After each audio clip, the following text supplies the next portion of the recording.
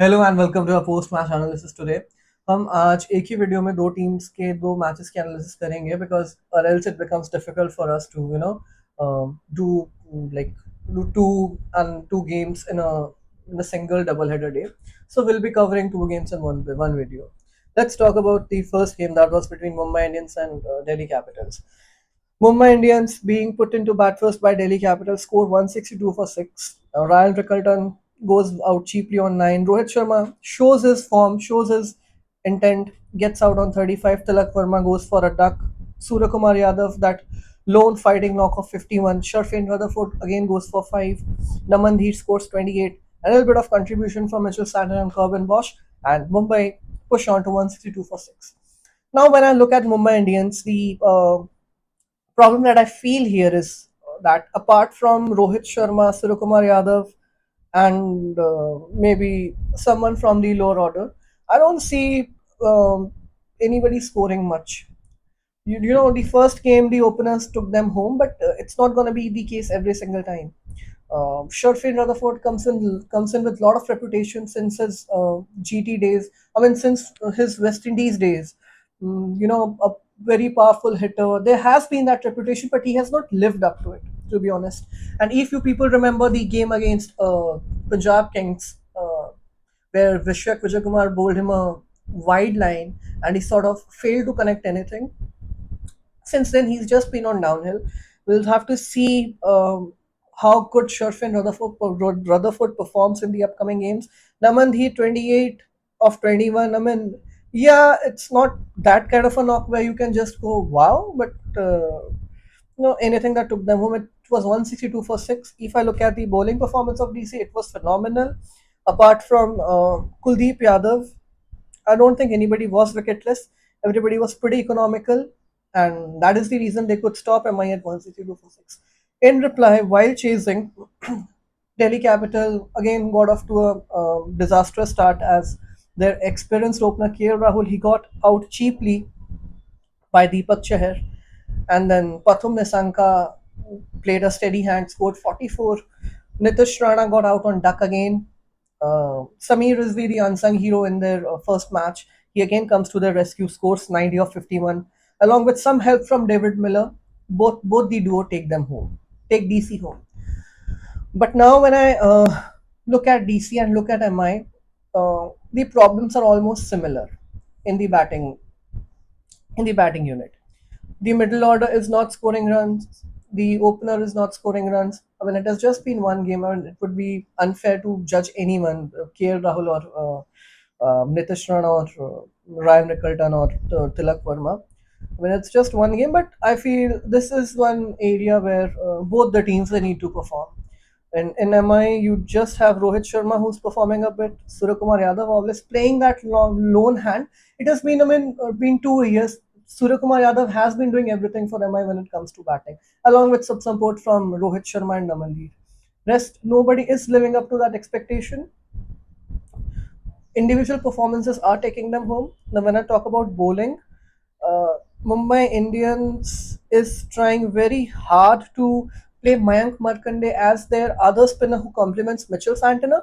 But I feel Mayank Markande is not exactly that spinner who you would like to entrust with such a big responsibility.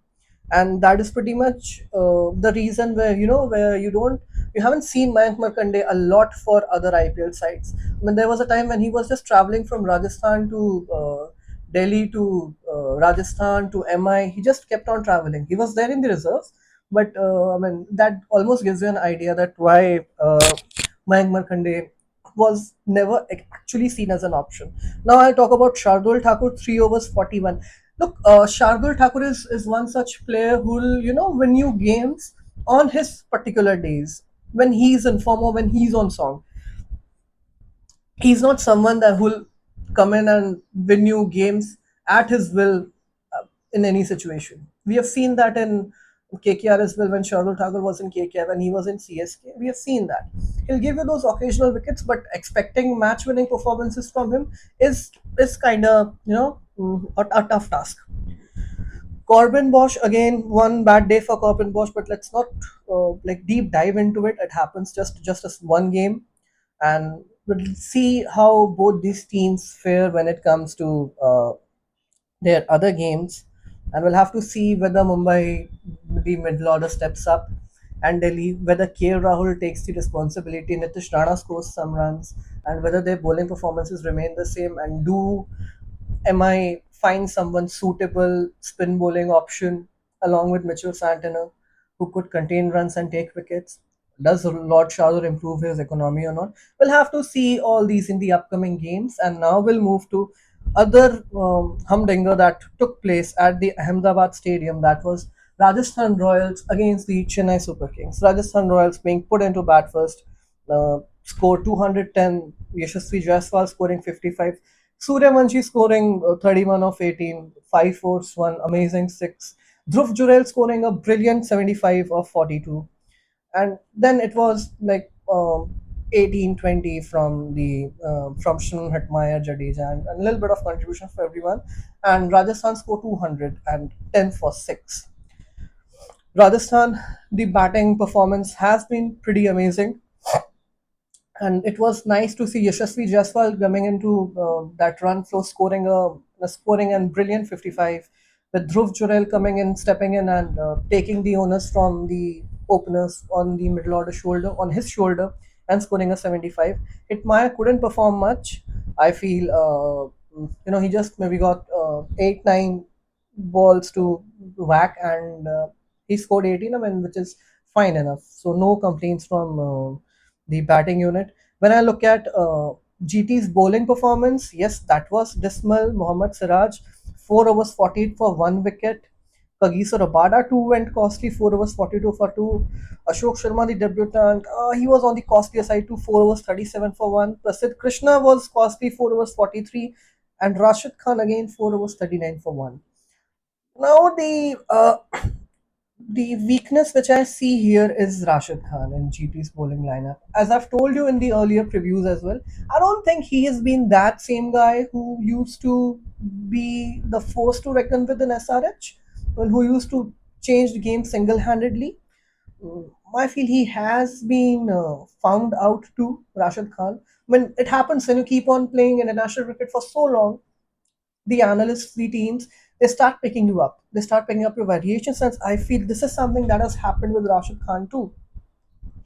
And Rashid needs to sort this out as soon as possible because their bowling unit, Kagiso Rabada, has not been in that great form lately in D20s. I mean, there have been performances, there have been phases where Kagiso Rabada comes in and bowls a pretty good spell, but that's not gonna be happening on every single day. So the other bowlers need to step up. Siraj has been blowing hot and cold too. Ashok Sharma is a debutant. He bowled the fastest ball in the last night, sorry, against Rajasthan. He has a lot of potential to show, to prove, but then I don't think these kind of performances are going to take GT home. Now let's talk about Gujarat Titans' reply to this chase. Sai Sudarshan scored a brilliant 73 of 44, but then again, debutant Kumar Kushagra, because Shubman Gill was not present in the yesterday's match, and same was the case with MI. Hardik Pandya was missing from the scene from the 11 due to some issue, and both the games had their superstars missing from the action. So they're coming back to this game. Joss Butler scored some 26 of 14. I saw Joss Butler uh, getting into that flow. He was timing the ball really well. You could see Joss Butler coming into that knack of hitting boundaries, those pretty drives, those pretty cuts. He was almost there, but then got out ugly. Glenn Phillips got out for 3. Washington Sundar got out for 4. Rahul Tewatia got out for 12. M. Shahrukh Khan got out for 11. Rashid and Kagiso Rabada scored some 24, 23 odds, but those no, hits were not enough as GT lost by 6 runs. Now, if I talk about GT's batting lineup, as I told you earlier in my preview videos too, top 3 scoring every time for GT and taking them home, it's not actually possible. Everybody's got a score at some point in time, step up and take the team home, but that is not happening. Um, M. Shah Rukh Khan. I've not seen a Shah Rukh Khan who has flopped so much during his initial careers. Even the OG Shah Rukh Khan, even he used to deliver hits. After a certain time, he had started delivering hits. But I don't know, this Shah Rukh Khan is not performing at all. He was the same when he was with us. PBKS, he was the same when he's with the other franchise. He's still the same. I don't know what happens to Shah Rukh Khan when it comes to the IPL. He hasn't had like 2 3 match winning knocks. I just remember one. Let's talk about Glenn Phillips. Glenn Phillips actually is kind of a player who would have like any other player in place of Glenn Phillips would have been keen on scoring runs and uh, clinching these opportunities. But I don't know what's wrong with Glenn Phillips. Rahul Tewatia has not been in that flow. Not the Rahul Tewatia we saw 2 years back. He's not getting enough deliveries, not getting enough chances to bat. Whenever he's coming, it's with 1 or 2 overs to spare. He's unable to do much. Rashid Khan is scoring with the bat, but his primarily job is to perform with the ball, which is not the case. Kagis Rawada, again, same particular thing. So out of everything that I can make out here is that you can't be sitting uh, on the luck of your top three to make it to playoffs. The everyone needs to perform, and this is where I see GT struggling a bit. And I'm pretty sure I'll see Jason Holder walking into this 11 from the next game. I can see that happening. Now, probably that happens maybe in the place of any other overseas player, but I can see that happening. Let's talk about Rajasthan's bowling performance. It was phenomenal. Jofra Archer was on the costlier side, didn't take a wicket, but his 19th over was crucial. That denied any boundaries to the Gujarat batters. Nandre Berger, I've always been help, pretty hopeful of him the way he bowls. He's always been one of my favorites. Sandeep Sharma again on the costlier side, 3 overs 34. Along Sandeep Sharma, there has been this hysteria around Sandeep Sharma. A pretty economical bowler, pretty decent bowler. He is a decent bowler, but I have always seen him getting hit at the death overs. So, I don't get this theory. Tushar Deshpande bowled an amazing last over, denied any boundary, and defended those runs. Ravindra Jadeja 2 overs 25 was on the costly side, but had a very nice first game, so no complaints. Rian Parag 1 over 11. Ravi Bishnoi 4 overs 41. I'm pretty happy to see Ravi Bishnoi along the wickets column. 4 overs 41 for 4 wickets. Also, he had his parents present tomorrow at the stadium. They were there and would have been an amazing moment for him to perform that in front of his parents. So Ravi Bishnoi 4 overs 41 for 4. Yeah, he had been there. I mean, once he was a pretty golden-eyed boy, got the India debut as well, but then things went downhill for him, and he couldn't keep up to his reputations and those wickets. But now I'm pretty happy to see him taking four for. We'll have to see how he does in the remaining tournament. This was the entire summary of RRGT game.